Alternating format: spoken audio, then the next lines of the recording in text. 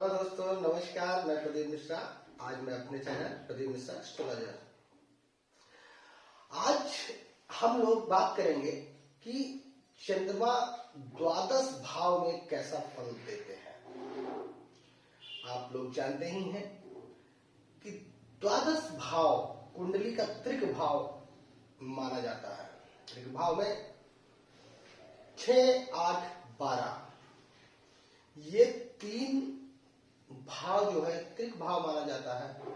और आप लोग भी जानते हैं कि अगर त्रिक भाव में ग्रह आते हैं तो इन कंडीशंस में ग्रहों के रिजल्ट को अच्छा नहीं माना जाता।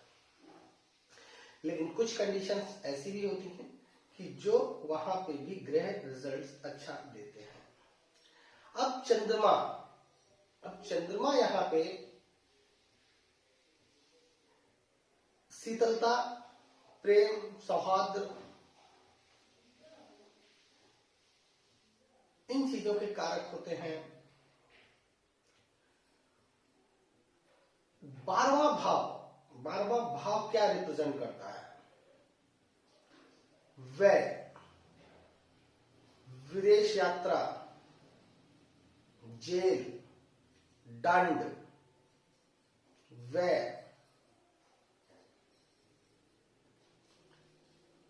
इन चीजों को प्रदर्शित करता है। जब चंद्रमा यहां पे बैठेंगे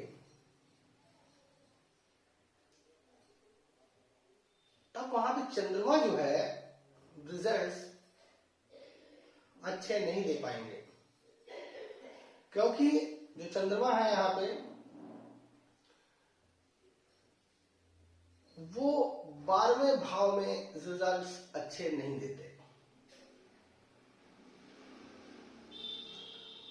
वो रिजल्ट्स कुछ ही कंडीशनों में अच्छे दे सकते हैं कि या तो परिवर्तन राजयोग बना रहे हों या त्रिक भाव से परिवर्तन राजयोग बना रहे हों। जैसे चंद्रमा आपके 12वें भाव में बैठे हुए हैं और 4 नंबर 6 भाव में लिखा हो या 8वें भाव में लिखा हो तो उसे हम परिवर्तन राजयोग कहेंगे। और दूसरा, मान लिया कि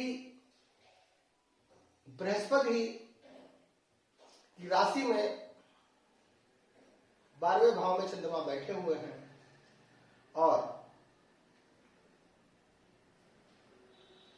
चंद्रमा की राशि में अन्य किसी भाव में बृहस्पति चंद्रमा के घर में बैठे हुए हैं तो उसे परिवर्तन राजयोग कहा जाता है।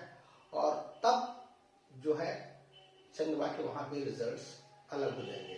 जैसा कि आप इस कुंडली में देख रहे हैं कि यहां पर 12वें भाव में चंद्रमा बैठे हुए हैं। काल पुरुष की कुंडली में यहां पे चंद्रमा को, ये जो भाव है जिसमें चंद्रमा बैठे हैं उसे 12वां भाव कहते हैं। अब यहां पे क्या है कि जब चंद्रमा बैठे होते हैं, अगर परिवर्तन राजयोग नहीं बन रहा है तो चंद्रमा यहां पे व्यक्ति को बिल्कुल एक अपने मन से खिन्न बना देते हैं कि वो अपने में ही चीजों को सोचता रहता है, एकांत प्रिय हो जाता है, फालतू की चीजों पे खर्चा करता रहता है।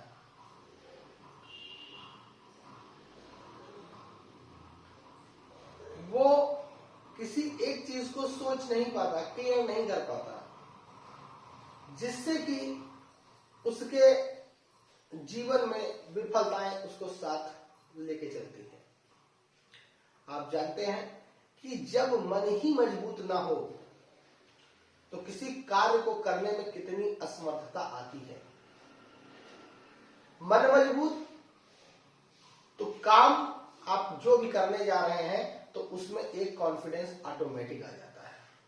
कि कार्य होगा कैसे नहीं। लेकिन जब 12th भाव में चंद्रमा बैठते हैं जातक के, तो उसका मन थोड़ा सा खिन्न रहता है, कंफ्यूज रहता है और कार्य को, किसी भी कार्य को उस तरीके से सोच नहीं पाता। अब यहां से चंद्रमा अपनी पूर्ण 7वीं दृष्टि से छठे भाव को देखते हैं, तो छठे भाव कहे का है, शत्रु का है, ममा का है, ऋण का है। तो जब 7वीं दृष्टि से छठे भाव को देखते हैं तो शत्रु भी व्यक्ति के बेवजह बनते चले जाते हैं। अगर किसी से कर्ज ले लिया तो कर्ज नहीं चुका पाते हैं, जो कर्ज लिया था व्यर्थ में पैसा खर्च हो गया, लगाया था वही मैंने बताया कि जब मन ही खिन्न, जब किसी कार्य में वो पैसा लगाया तो उस पैसे में लॉस हो गया और व्यक्ति कर्जे में भी आ गया, जिस व्यक्ति से उसने कर्जा लिया था।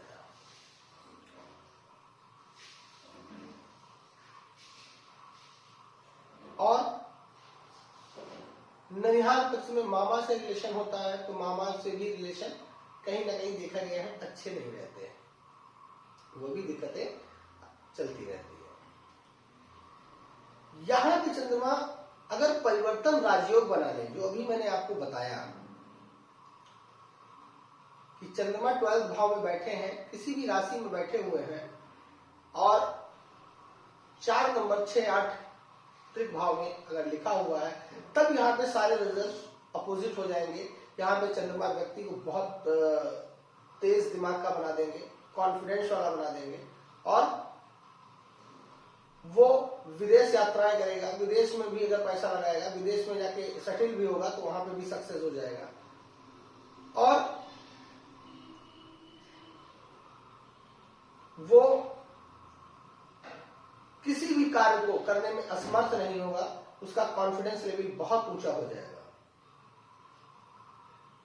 वो जिस चीज में पैसा लगाएगा उस चीज में किसी से कर्ज लेके भी तो वो दिन दूनी रात चौगनी उससे पैसा कमाएगा और जिससे कर्ज लिया है उसको भी बहुत आसानी से वो दे देगा। लेकिन जो मैंने कंडीशंस आपको बताई, उन कंडीशंस में ये परिवर्तन राजयोग की कंडीशन है। वैसे ओवरऑल देखा जाए, अगर यहां पे परिवर्तन राजयोग नहीं बन रहा है तो यहां पे इस भाव में चंद्रमा उतने अच्छे नहीं माने गए हैं।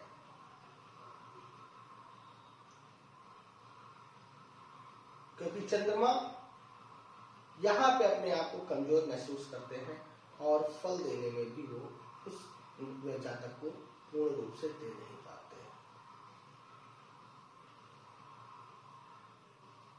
जातक को के 12th भाव में अगर चंद्रमा बैठे हुए हैं तो जातक को चाहिए कि चंद्रमा का बीज मंत्र का जाप करें, जिससे कि उनके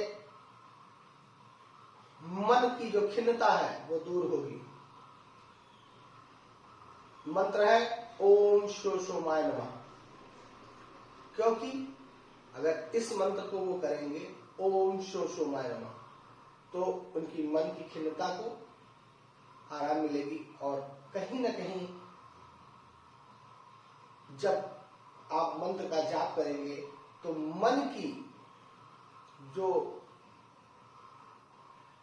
परेशानियां होंगी वो दूर होंगी और आपको रिजल्ट्स अच्छे मिलेंगे। इसलिए आज मेरे वीडियो में बस इतना ही। आज का वीडियो यहीं पे समाप्त होता है। अगर मेरा वीडियो आप लोगों को पसंद आया हो उसे लाइक करिए, शेयर करिए, सब्सक्राइब करना बिल्कुल मत भूलिए, बेल आइकन को ऑन करिए जिससे मेरे नेक्स्ट वीडियो आपको मिलते रहे। ओके, नमस्कार।